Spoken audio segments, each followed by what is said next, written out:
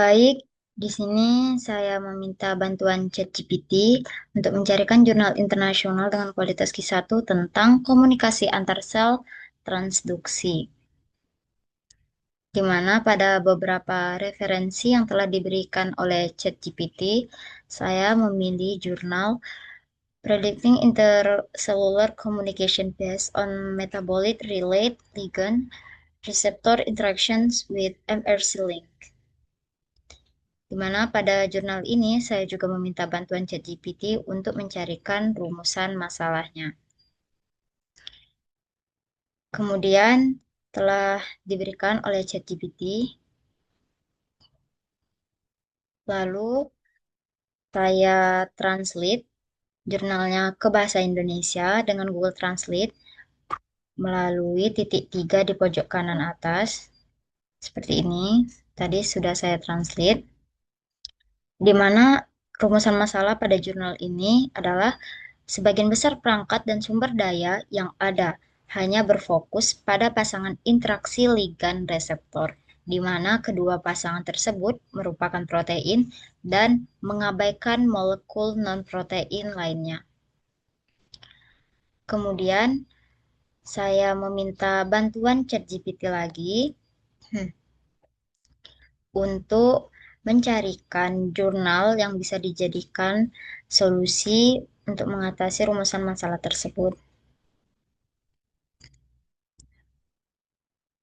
Lalu saya memilih jurnal Metabolomics Studies of Cell-Cell Interactions using Single-Cell Mass Spectrometry combined with Fluorescence Microscopy.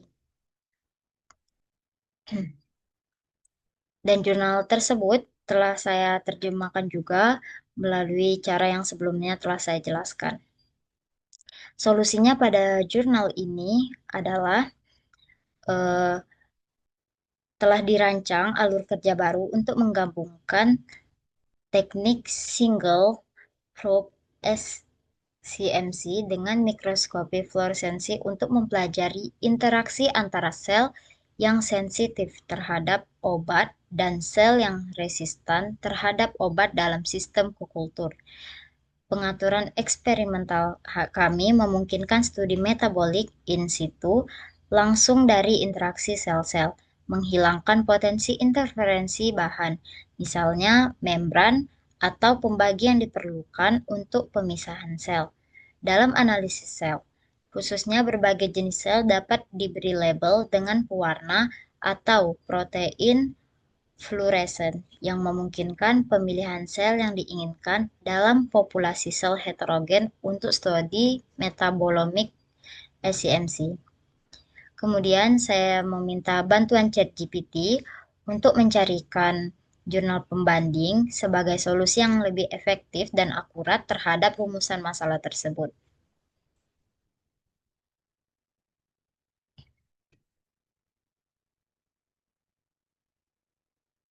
Di mana setelah diberikan beberapa referensi dari ChatGPT, saya memilih jurnal Metabolomics Driven Approach for Identifying Therapeutic Target in Drug Discovery, di mana telah saya translatekan ke bahasa Indonesia.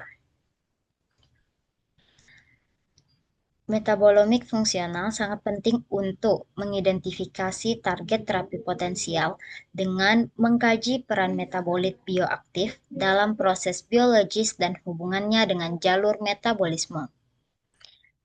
Dan metabolomik fungsional telah terbukti berperan penting dalam mengungkap perbedaan di antara berbagai kondisi, seperti membedakan antara hepatitis kronis dan hepatitis akut pada tikus dan menyoroti variasi khusus gender dalam asam amino dan metabolisme asam lemak. Metabolik memfasilitasi penemuan target penyakit. Target penyakit sangat penting dalam penelitian penemuan obat awal dan sangat penting untuk mengembangkan terapi yang ditargetkan. Perbedaan antara target penyakit dan obat sangat penting mengingat kemajuan dalam penelitian farmakologis, khususnya di bidang pengobatan tradisional. Penemuan multitarget dan reposisi obat. Ketika faktor variasi ini dapat dinormalisasi melalui interaksi dengan obat, mereka memiliki druggability dan dapat digunakan lebih lanjut dalam pengembangan obat. Metabolomic memfasilitasi identifikasi target molekul kecil. Obat molekul kecil, meskipun memiliki penerapan yang potensi terapeutik yang luas, menghadirkan tantangan karena MOA-nya yang kompleks dan melibatkan banyak target.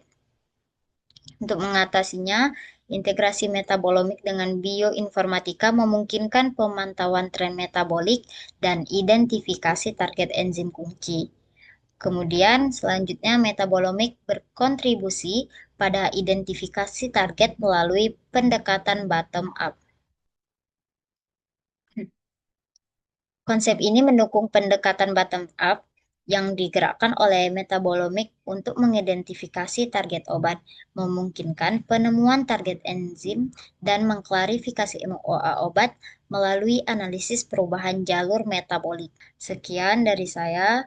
Wassalamualaikum warahmatullahi wabarakatuh.